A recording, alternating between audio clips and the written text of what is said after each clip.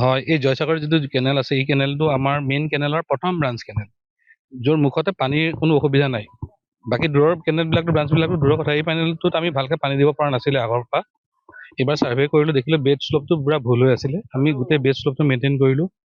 আমি পানী দিবৰ কাৰণে আমি কমেও 6-7 দিনৰ পৰা টাৰ্গেট লৈ আছোঁ, কিন্তু মানে অকণমান কিবা কিবি কাৰণত ক'ৰবাত ভাঙিছে কৰি ছাকচেছ হোৱা নাছিলোঁ। আজি সুন্দৰকৈ ছাকচেছ হৈছোঁ, সেইটো কাৰণে আজি মানে মনটো ভাল লাগি আছে। আজি ছাকচেছ হৈছোঁ, পানী পাইছে আৰু পানীটো আহি আছে। ৰাতি পাম্প চলিব 9টালৈকে আৰু ৰাতি আৰু বহুত পানী আহিব বুলি আশা কৰিছোঁ। ৰাতিও চাম আমি ইয়াত আহি পেলাই কিমান পানী উঠিছে। আৰু ইয়াৰ চাব কেনেল যিবিলাক আছে এইবিলাক কেনেলো আমি পৰৱৰ্তী সময়ত ভাল কৰিম। যিহেতু পানী পোৱা নাছিল, চাব কেনেল বনোৱাৰ কথাও নাছিলে, এতিয়া পানী দিব পাৰিছোঁ। এতিয়া আমি চাব কেনেলবিলাক বনাবৰ কাৰণে প্ৰপ'জেল জমা দিম। পানী এনেইতো আমাৰ প্ৰথম যোৱা বছৰ আগলৈকেতো পানী অকল ক'ব পাৰি এতিয়ালৈকে পানী পাইছিল। যোৱা বছৰ আমি পানীবিলাক দিছিলোঁ আমাৰ একদম পুখুৰীয়া শান্তিপুৰলৈ অকণ গৈছিল পানী, আৰু আপোনাৰ বোলে ভৰালি চুকৰ ফালেও পানী গৈছিল নলাই দি। খালি এটাই প্ৰব্লেম আছে, চাব কেনেলৰ প্ৰব্লেমটো আছে। আমি যোৱা বছৰৰ পানী এইবছৰ পানী য'ত গৈছে চাই পেলাই আমি চাব কেনেলৰ প্ৰপ'জেল দিম। আৰু পানী পাইছে, আজি বহুত জেগাৰ পৰা পানী ফোন কৰিছে পানী দিব নালাগে, পানী অভাৰ হৈছে বুলি। আৰু কিছুমান জেগাত আমাৰ স্কিমটোৰ বহুত জেগাত পানী কভাৰ কৰিব পৰা নাই, যিহেতু কুঁৱৰীটোল, চতিয়াল, আপোনাৰ লখনাবন্ধা এইফালে পানী দিব পৰা নাই, কিন্তু চেষ্টা কৰি আছোঁ। কিন্তু সেইখিনি মানুহৰ কাৰণে অকণমান আমাৰ আৰু অকণ কামৰ দৰকাৰ আছে। পৰৱৰ্তী সময়ত সেইখিনিও পাৰিম বুলি ভাবিছোঁ। কিন্তু আমি সদ্যহতে এই কেনেলটোৰ পৰা দিব পাৰিছোঁ যে আমি বহুত মনটো ভাল লাগিছে, আজি মানে ছাকচেছ হৈছোঁ বুলি ভাবিছোঁ। কষ্ট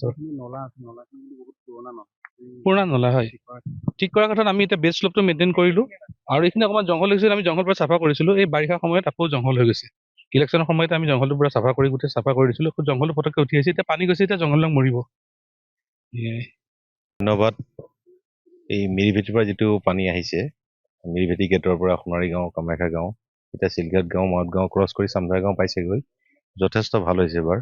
বহুত বছৰৰ মূৰত, প্ৰায় 40-42 বছৰৰ মূৰত এয়া পানী আকৌ মানে আমি আগতে কওঁ এই নলাৰ পানী, এয়া পানী আহিছে। নথৈ ৰাইজ আনন্দিত। এইবাৰ খেতিপথাৰ ভাল হ'ব, পানীটো যিহেতুকে পালে খেতিপথাৰ ভাল হ'ব। 40-42 বছৰ যিটো পানী আহিছে, বৰ ভাল পাইছে ৰাইজে।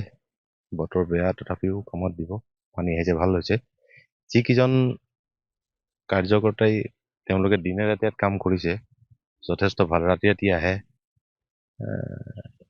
ইঞ্জিনিয়াৰজনো আহে ৰাতি ৰাতি তেওঁলোকে 2টা-এটা বজাত 11টা বজাত আহে কেতিয়াবা পানী চাবলৈকে। হাতীৰ উৎপাত তথাপিও তেওঁলোকে ইমান ৰিক্স লৈ যে আহি পেলাই চাই গৈছে, সেইখিনিকে ভাল লাগিছে। তথাপিও আজি দেখিছোঁ বৰ ধুনীয়াকৈ পানী আহি গ'ল, কোনো অসুবিধা নাই। আৰু ধন্যবাদ, ভাল হৈছে পানী অহাৰ কাৰণে। ৰাইজে ভাল পাব খেতি কৰি। ধন্যবাদ।